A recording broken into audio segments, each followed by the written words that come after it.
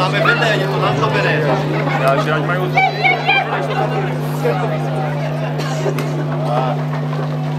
Vážená paní starostko, vedeme vám kasu přes celou dědinu a máme k vám prosbu jedinou. Abyste nám z moci úřední dali svoje povolení na hodové pobavení. Prosíme vás, abyste nám právo potvrdili a k tomu řádné ponaučení dali. Milé stárky, stárci, chaso, domácí a i přespolní hosté, vítám vás u nás v Ostrohu a přeju vám hodovou pohodu.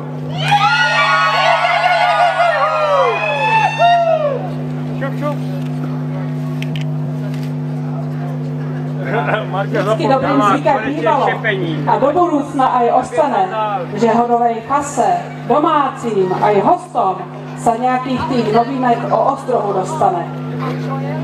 Takže poslouchajte všetci, domácí aj hosti, jakéže se to u nás odehrály události.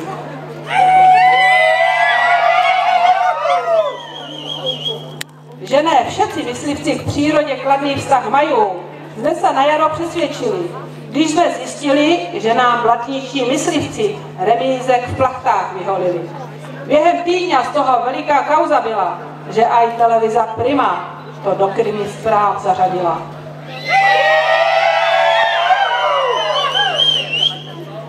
Že svíce v Ostrohu veselé bývaly a pořád ještě jsou, je pravda svatá. Ledva si řekneš svůj názor, dostaneš počuní na to tata. Letos také taková svíca na myslivně byla. Ne jednomu svícařovi sa modřina pod okem vybarvila.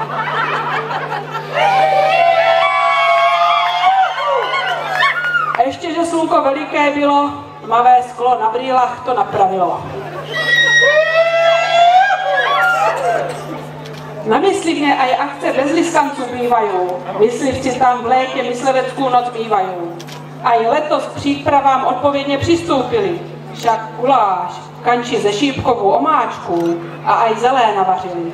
Ostrožané s kastrolkama celé dopoledňa ve frontě stáli, aby aspoň jednu porcu tej dobrůdky ochutnali. Mikroregion už od leta licencu na lodní dopravu má. Pruhované tričko a i motorové loďky pošťává.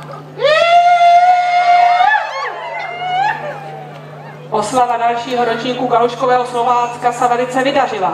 Však aj brněnská televíza záznam pořídila.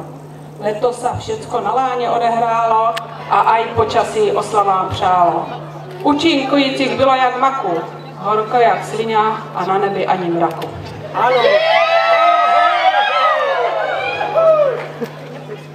Přes 120 rokama novou školu na předměstí postavili. Letos jsme toto výročí pořádně oslavili. 3 dny oslavy probíhaly, všechny děcka se na akademkách vystřídali. Programy se líbily, byly velice pěkné, však jich chválili domácí a i hosté z Trenčanské Teplé.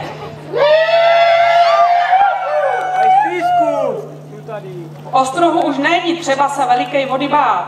Na novou ochranu hráz Moravy se můžeme už spoléhat.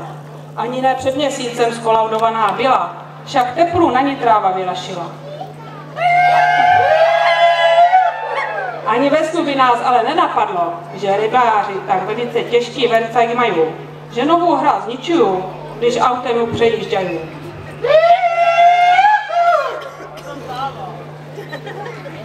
Tož ještě kůsek tej hrázek na Klačicku mohlo postavený být, kdyby se tým, co jim pole patří, nechtělo kořalenky pít. Nechtěli čut ani slovéčka, že by se kvůli hrázi musela skácat jediná jejich trnečka. Nic platné nebylo, že město nabídku udělalo, že by jim každý rok jako bolestné 2 litry kořalenky dalo.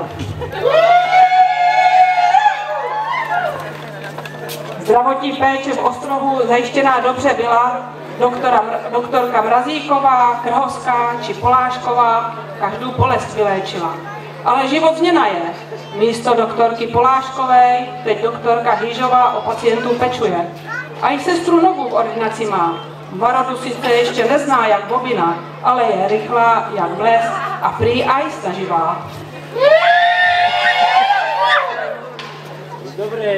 Veliký úspěch jsme na úřadě slavili, kdy někteří z minulých své dluhy zabývání nám konečně splatili. Prý ve veselí se jim bude lepší žít, tož se budu stěhovat, dojde se s nima rozloučit. Silnicu novou konečně přes ostrov máme, však už se po ní víc než týden proháňáme. Než silnicu spravovat začali, tož přes polní a i Ostrožané pro povolenky na úřad běhali. Teď se podnikatelům a i živnostníkům huby začínají usmívat, zase ji už jim bude zákazníků přibývat.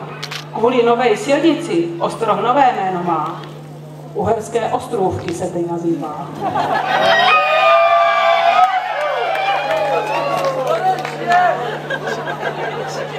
Lhoťanům se huby sněju, jak prasklý pecen chleba. Postavili jsme jim cyklostezku, však už jim bylo třeba. Do Ostraha to teď chvíli budou mět, bez šlapaní můžu ze Lhoty až do města jet. Ostrožené se taky můžou na kole vydávat na všechny světové strany.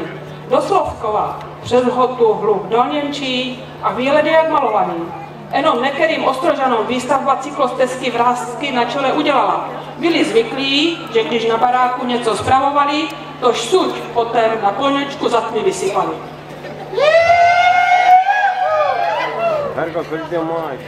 Ale nešvar veliký ostruh máme, svíčky na hroboch si tu neuhledáme. Po budé po hřbitově chodiju, jak nějakou svíčku zmerčiju, ukradnuju a potom si v chýši s ňou svítiju.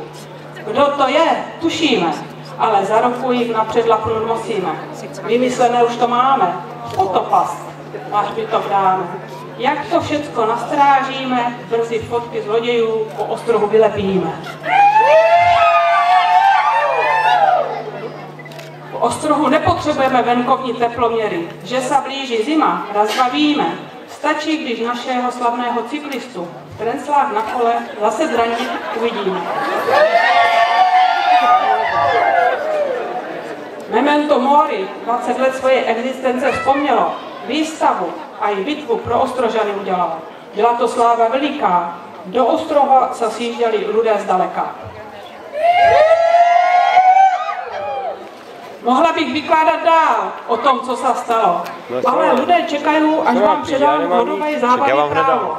Můžeš aj ty? Milá Chaso, ještě než vám právo k hodové zábavě dám, ještě pár dobrých rad pro vás na srdci mám. Dobře jich poslouchajte a také se podle ní chovajte.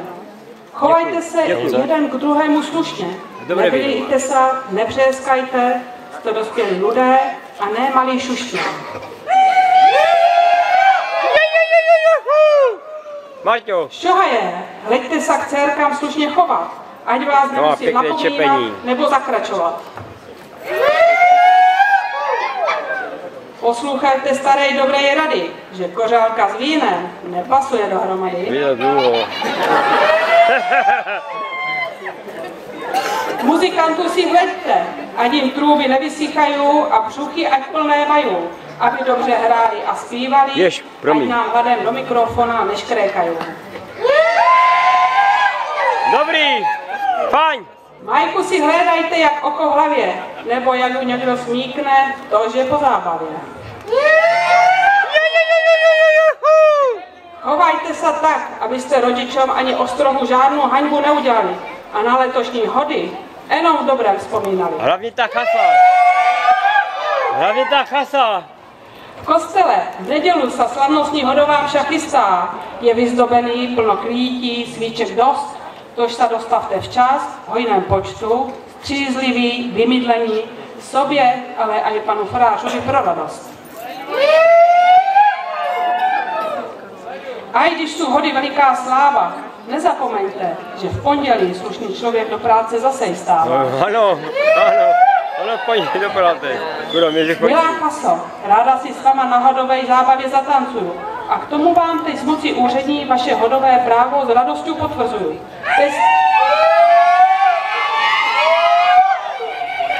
Teď jste dostali právo, je vaše.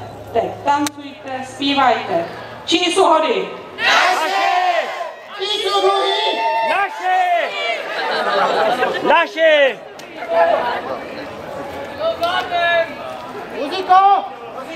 Hraj!